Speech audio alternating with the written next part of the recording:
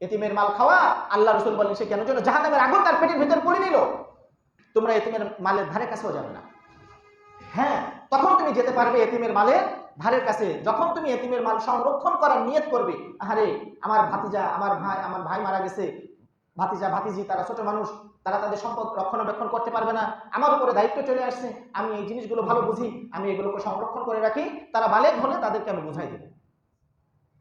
তারা একেবারে সমাজের মানুষ উঠে পড়ে বসে যায়, উঠে পড়ে লেগে পড়ে তার কিছু খাওয়ার জন্য, আছে না নাই?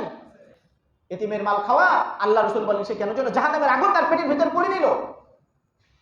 আর এই খাবার খাওয়ার জন্য আমাদের সমাজের কিছু মানুষ দামি দামি কাপড় পরে, পায়জামা পাঞ্জাবি পরে বলে কোথায় যাচ্ছ?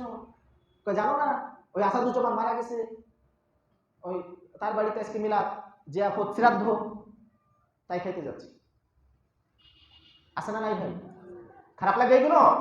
এই একক একবেলা খাবার, এই খাবার থেকে আমরা কি বিরত থাকতে পারবো ইনশাআল্লাহ?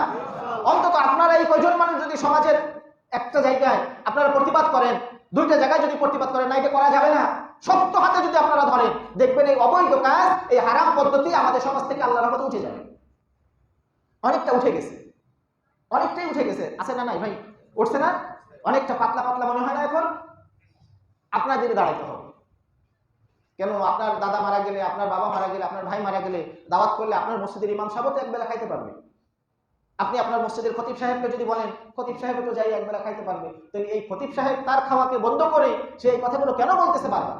এই জন্য বলতেছে আপনি গুনাহ থেকে যাতে বেঁচে থাকেন, এই হারাম খাওয়া থেকে যাতে বেঁচে থাকেন আপনি।